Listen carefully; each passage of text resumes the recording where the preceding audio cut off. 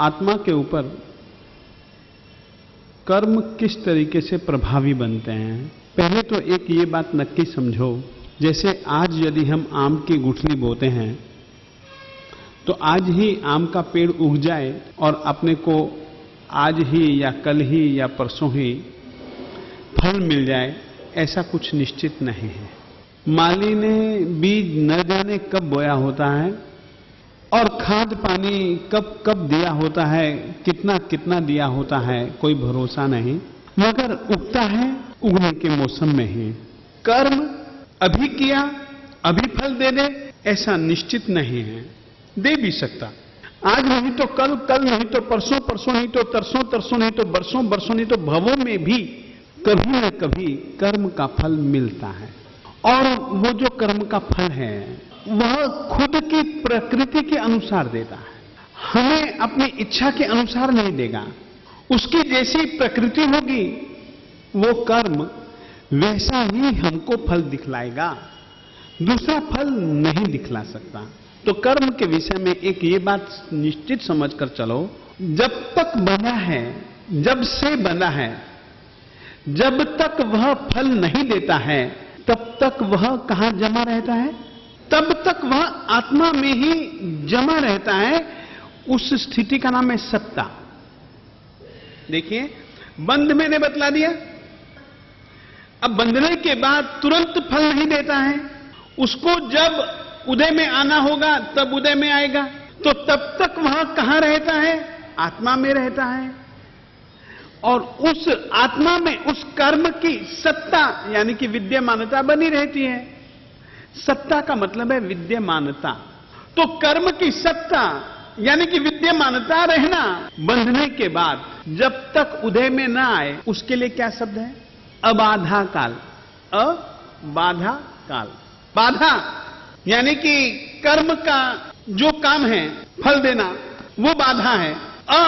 जब तक कि नहीं काल, जब तक कि उसके बाधा पहुंचाने का काल नहीं आया तब तक के काल का नाम क्या है, अबाधा काल। यानी कि जो बंधा है कर्म वो सत्ता में रहेगा और जब वो उदय में आएगा तब वो क्या करेगा, परिणाम देगा। जैसे कि उदाहरण, गत सुकुमार मुनि ने अपने पूर्व जीवन में ऐसा एक कर्म किया था कि सौतेले बच्चे के सिर के ऊपर फोड़े हो गए थे और उस समय उसने उस बच्चे के सिर के ऊपर जहां फोड़े फोड़े फोड़े फोड़े फोड़े फिंसी हो चुके हैं, एक रोटा बनाया और रोटे के ऊपर की पपड़ी को निकाल करके वो गरम गरम गरम गरम यहां रख दिया। उसका परिणाम क्या, उसको भुगतना पड़ा, अपने सिर के ऊपर शोले रखवाने पड़े। बांधा कब था, उदय कब आया। आदिनाथ स्वामी जी ने एक सलाह दे दी थी कि भैया ये बैल ऐसा तुझको परेशान करता है, तेरी खेती को नुकसान पहुंचाता है, मुंह के ऊपर छीका बांध दे, तो ये खा नहीं पाएगा, जब भोजन का समय हो तब खोल देना।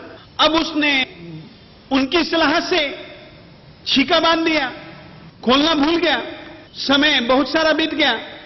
अब जितना समय बीता, कुछ मिनट बीते होंगे, कुछ घंटे बीते होंगे, 14 लगभग महीने तक उनको गोचरी के लिए हर रोज जाते थे, परंतु तीर्थंकर जैसे तीर्थंकर ने भी जो बांधा था कर्म ऐसा उदय में आया कि उनको कोई गोचरी बोहराने वाला ही नहीं मिल पाया। ये तो अपन लोग जानते ही है ना। तो इस ढंग से कर्म के विषय की एक यह सच्चाई बांधने में एक दूसरी बात कह देना चाहता हूं, कर्म बंधन में तुम स्वतंत्र हो, कर्म का परिणाम भुगतने में तुम परतंत्र हो। अच्छा कर्म करना है या बुरा कर्म करना है, अभी भी तुम स्वतंत्र हो। यदि कर लिया तो भैया फिर तो तुमको उसका परिणाम भुगतना पड़ सकता है। उस समय तुम रोवो तो भी, हंसो तो भी। इसीलिए बार बार हमारे महापुरुष कहते, बंद समय चित्त चेतिये रे, उदय शो संताप सलूना। जिस समय तुम कर्म करते हो उसी समय तुम चेतो, सावचेत रहो। बीज बोने के पहले ही सावचेत रहो। बोए पेड़ बबुल के, आम कहां से होए। लाख चाहो आम मिले, बीज बबुल का बोया है तो तुमको फल भी बबूल के ही मिलेंगे। तो कर्म करने में तुम स्वतंत्र हो, मगर परिणाम भुगतने में तुम परतंत्र हो।